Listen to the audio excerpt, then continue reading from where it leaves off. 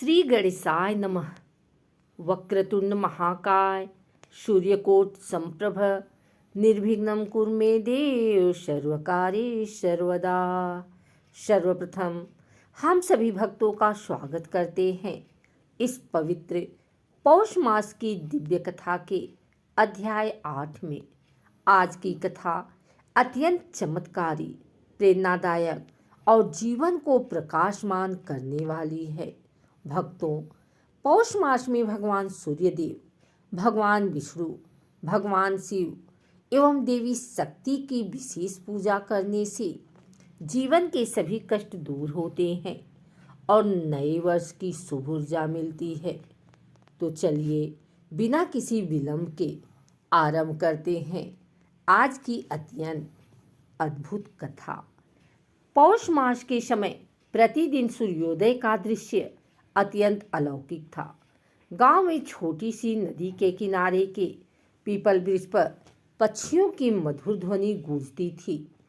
सूर्य की लालिमा पूरे आकाश में फैल गई, जैसे भगवान शिव हर प्राणी को जगाने के लिए आशीष दे रहे हों।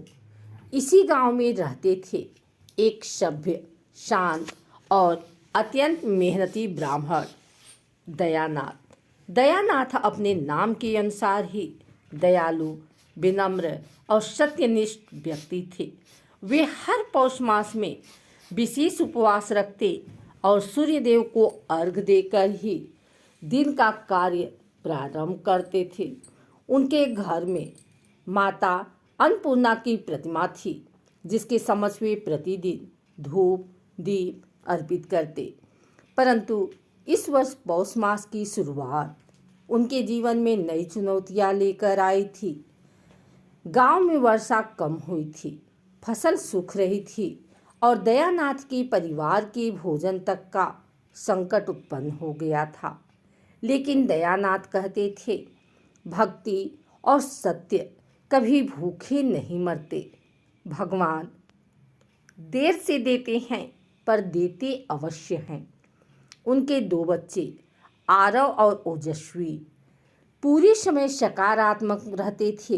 पूरा परिवार भगवान पर विश्वास रखता था। एक दिन पौष मास की शुक्ल पक्ष की सप्तमी थी, वही दिन जो सूर्य सप्तमी के नाम से प्रसिद्ध है। दयानाथ प्रातःकाल गंगा तट गए और वहां अर्घ्य चढ़ाते समय बोले, हे आदित्य देव, यदि मैंने कभी किसी का बुरा नहीं किया तो कृपया मेरे परिवार की रक्षा कीजिए। अर्घ्य डालते ही एक दिव्य प्रकाश उनके सामने प्रकट हुआ। ऐसा प्रतीत हुआ मानो सूर्यदेव स्वयं उत्तर दे रहे हों। धीरे धीरे हवा शांत हो गई और नदी का जल चमकने लगा। तभी वहाँ एक वृद्ध साधु प्रकट हुए। उनके चेहरे पर दिव्य तेज था। वे बोले, वत्स, चिंता मत कर। पौष मास में किया गया एक भी पुण्य कई जन्मों का कल्याण कर देता है। तुम्हारी कठिनाइयाँ बस कुछ दिनों की हैं। भगवान ने तुम्हारी बात सुन ली है। दयानाथ ने साधु को प्रणाम किया और उन्हें अपने घर पधारने का आग्रह किया। साधु मुस्कुराए और बोले, आज नहीं वत्स, परंतु शीघ्र ही तुम्हारे घर के द्वार पर समृद्धि का दीप जलेगा। कहकर साधु धीरे धीरे अदृश्य हो गए। घर जाकर उन्होंने अपनी पत्नी दुर्गा को सारी बात बताई। दुर्गा देवी ने गंगा जल से द्वार धोया और पूरे घर में दीपक जलाए। बच्चों ने घर को स्वच्छ किया और कहा, पिताजी, साधु की बात अवश्य सच होगी। उस दिन परिवार ने केवल तिल गुड़ से बनी खिचड़ी खाई, परंतु उनके चेहरे पर आशा की चमक थी। कुछ दिनों बाद गांव में एक अजीब समस्या आ गई। गांव के तालाब का जल अचानक कम होने लगा। पशुओं के लिए पानी कम हो रहा था। कई किसान घबराकर एक दूसरे से पूछने लगे, यह कैसे हो गया? तालाब तो कभी सूखा ही नहीं। गांव के प्रधान ने घोषणा की, आज शाम को पंचायत भवन में सभी लोग एकत्र हों। हमें इस समस्या का समाधान खोजना होगा। उस शाम दयानाथ भी वहां पहुंचे। उन्होंने अपनी शांत आवाज में कहा, भाइयों, यदि प्रकृति संकट में है तो हमें भी अपनी आदतें बदलनी होगी। रोजमर्रा के अपशिष्ट सीधे तालाब में न गिराएं। पौष मास में शुद्धि का बड़ा महत्व होता है। पहले हम तालाब को साफ करेंगे, फिर भगवान सूर्यदेव से वर्षा और जलपूर्णता की प्रार्थना करेंगे। सबने दयानाथ की बात का समर्थन किया। अगले ही दिन गांव वाले तालाब की सफाई में जुट गए। मिट्टी, प्लास्टिक, सूखा पत्ता सब बाहर निकाला गया। दयानाथ ने खुद सबसे पहले फावड़ा उठाकर कार्य शुरू किया। काम पूरा होते ही दयानाथ ने सूर्यदेव की आराधना की। हे भास्कर, हमने अपनी ओर से शुद्धि का कर्तव्य निभाया है। अब आप कृपा कर वर्षा से हमारे तालाब को भर दीजिए। और जैसे चमत्कार हो गया हो, शाम होते होते हल्की फुहारें बरसने लगी। लोग खुशी से नाचने लगे। जय सूर्यदेव, जय पौष मास की महिमा। तालाब पुनः जल से लबालब भर गया। परंतु भगवान अपने भक्तों की परीक्षा जरूर लेते हैं। एक दिन दयानाथ के खेत के पास के क्षेत्र में अचानक आग लग गई।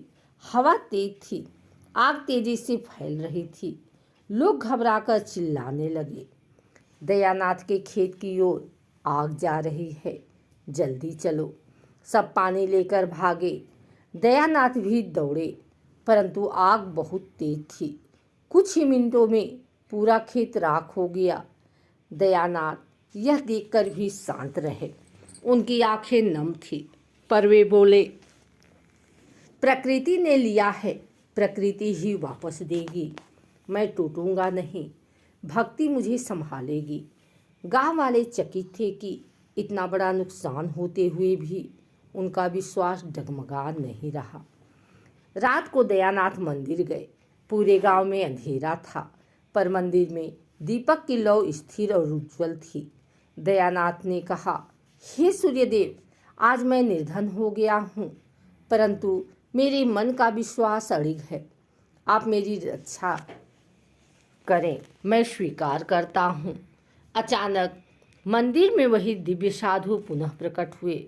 वे बोले, वत्स दयानाथ, जो खोया है वह लौट आएगा, पर उससे बड़ा लौटेगा। कल सुबह तुम्हें वह मिलेगा जिसके बारे में तुमने सोचा भी नहीं। दयानाथ ने साधु के चरण स्पर्श किए। साधु अंतर ध्यान हो गए। अगली सुबह दयानाथ के घर के सामने एक सुंदर मजबूत बैल बंधा मिला। उसके सींगों पर हल्दी, सिंदूर और फूल लगे थे। बैल के पास एक पत्र रखा था। यह बैल तुम्हारे लिए भगवान सूर्यदेव की ओर से वरदान है। इसका उपयोग करके तुम दुगनी खेती करोगे। सारा गांव इस घटना को चमत्कार मान रहा था।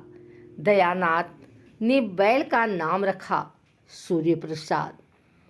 कुछ ही दिनों में दयानाथ ने राख हुए खेतों को फिर से जोता, नई फसल लगाई। बैल इतना तेज, मजबूत और आज्ञाकारी था कि खेतों का काम आधा समय में होने लगा। गांव वाले कहते, यह तो सचमुच पौष मास का चमत्कार है।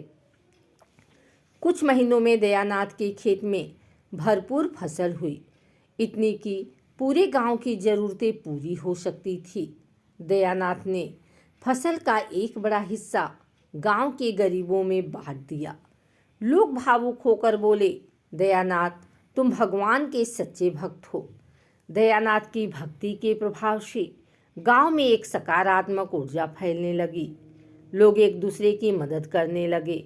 मंदिर की शोभा बढ़ गई। गरीबों को भोजन मिलने लगा। एक दिन साधु तीसरी और अंतिम बार प्रकट हुए। वे बोले, वत्स, अब तुम्हारा कर्तव्य है कि तुम पौष मास की इस दिव्य महिमा को पूरे गांव में फैलाओ। लोगों को बताओ कि यह मास केवल पूजा का नहीं, बल्कि शुद्धि, सेवा और दान का समय है।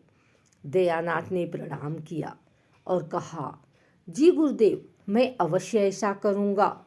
दयानाथ गांव में घूम घूम कर लोगों को समझाने लगे, घर को स्वच्छ रखो, मन को शांत रखो, किसी को कष्ट न पहुँचाओ, सूर्योदय में अर्घ दो, पशु पक्षियों को भोजन दो, जल का अपव्यय मत करो, पर्व और उपवास को श्रद्धा से निभाओ, संकट में धैर्य न खो, और सबसे महत्वपूर्ण, भगवान पर भरोसा कभी मत छोड़ो। उनकी बातों से गांव बदलने लगा, सुख समृद्धि बढ़ने लगी और अंततः पौष मास पूरा होते होते गांव एक आदर्श गांव बन गया। भाइयों और बहनों, पौष मास हमें सिखाता है कि जहाँ सत्य, सेवा और विश्वास है, वहाँ चमत्कार अवश्य होता है। भगवान तन से नहीं, मन की सच्चाई से प्रसन्न होते हैं। दयानाथ का जीवन इसका सबसे बड़ा उदाहरण है। जो भी यह कथा सुनता है, उसके जीवन से संकट दूर होते हैं और घर में सुख, शांति, समृद्धि और सूर्य के समान प्रकाश आता है। जय सूर्यदेव, जय पौष मास की महिमा।